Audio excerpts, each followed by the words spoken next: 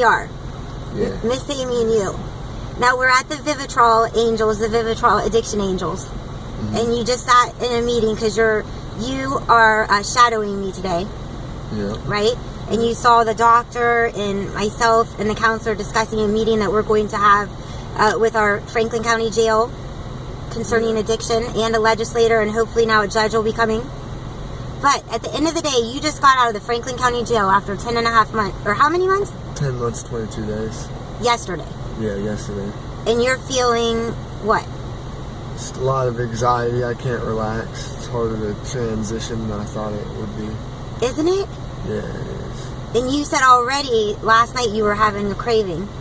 Yeah, last night and this morning.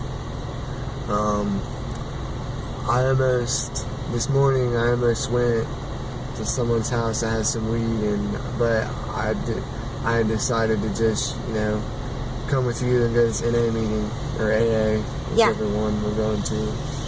And, I was going to go work and make some money, but I thought it would be better if I, did something for my sobriety. That's so true. You have to focus on your sobriety, your recovery first. You know that. Yeah. So you came with me instead of going to make work and make money. Yeah.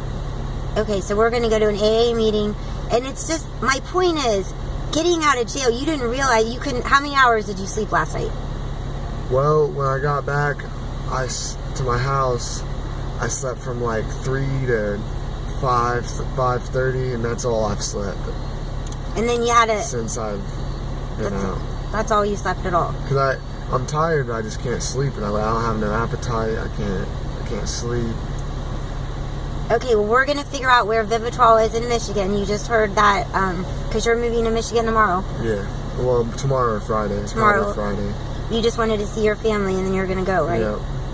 Okay, and then the other thing is, like I told you, you had a heartbreak issue, didn't you? Yeah. Yeah, And that's a trigger. Yeah, it's a big trigger. So that makes the anxiety high. So how we're going to deal with that so far is you're with me, that's positive. You came and saw the Vivitrol clinic, so you know what that is. You actually got to meet the doctor and the counselor, and the counselor really cared about you, and he told you, he really wants you to get on that naltrexone, which is the pill form of Vivitrol. And then once we get you on that, I'm going to call around and see about samples, okay? Will you take it? Yeah, I'll take it. You will? Okay. Yeah. All right, we'll figure that out. Well, anyways, Facebook family, this is Justin that you were all praying for, and then I was recording from the Franklin County Jail for the past, how many? A few months?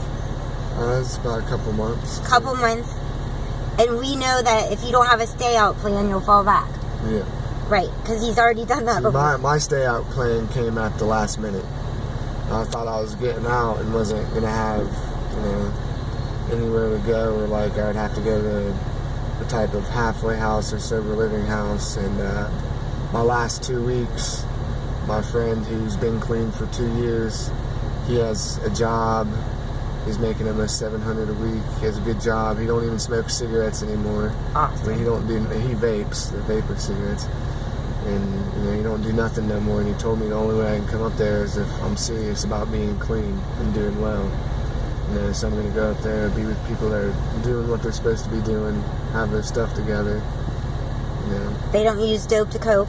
They don't use nothing, not even cigarettes. So we say in AA, geographical location cure doesn't work, but if you move to a place where you don't know anyone, that doesn't do it. That helps. And another thing is, the only person he talks to up there is his girlfriend. He don't really have no friends up there because everyone is doing the same stuff they're doing down here, and he knows he can't get back into that.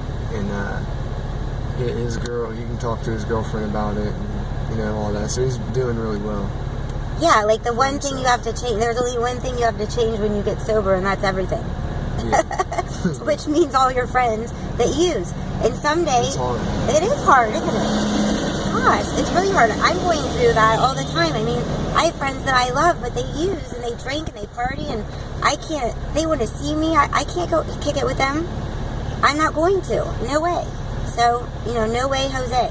But it kind of feels good to set boundaries. And then remember, my favorite saying is, while you're out there, and I'll keep in touch with you because I love your mom, and I care about you, of course. is that we train people how to treat us. Okay? So just keep saying that in your mind. We train people how to treat us. That helps me a lot with setting boundaries, okay? Because at the end of the day, if someone treats you bad and it keeps happening over and over again, whose fault is it? Sure. It's your own fault. Yep. And I think we've always known what we need to do to stay sober. It was just a matter of doing it and being committed to doing it. Amen! I've known what I needed to do to stay sober since I was 14 years old. So You have? I've been doing drugs since I was 12. So, you know. What would have stopped you from doing drugs? Anything?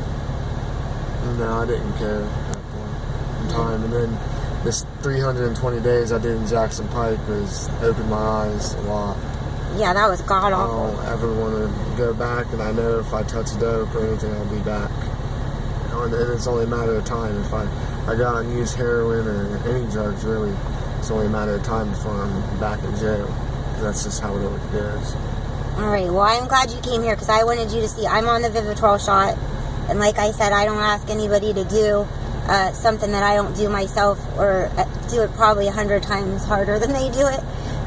So you got to see this, and I'm really proud of you that you came here and made the choice to either work today or come be safe doing things like going to AA with me.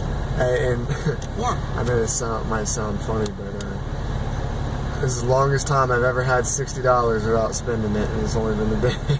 No way! See, if this was before, it'd been gone the first hour I was out of jail. So we know that you actually, that makes a difference. All I'm doing with it really is just buying my cigarettes, and that's it. Well, I'm your watchdog. I'm the pit bull today. So you're gonna not, yeah. I might buy Chipotle. You might buy Chipotle. I might take you there. Yeah. Okay. Well, hands up for Justin and sobriety, and thank you everybody. And you're right, money is a huge trigger, isn't it? Yeah, it is. So this is like kind of a test. Yeah, I'm testing myself because I believe for once in my life that I can stay sober and do well. Well, if one can do it, everyone can do it, and I have lots of testimonies of people that have. And meetings work. And meetings work. So should we go? Yeah. All right. It starts at 11. Let's blow this popsicle stand.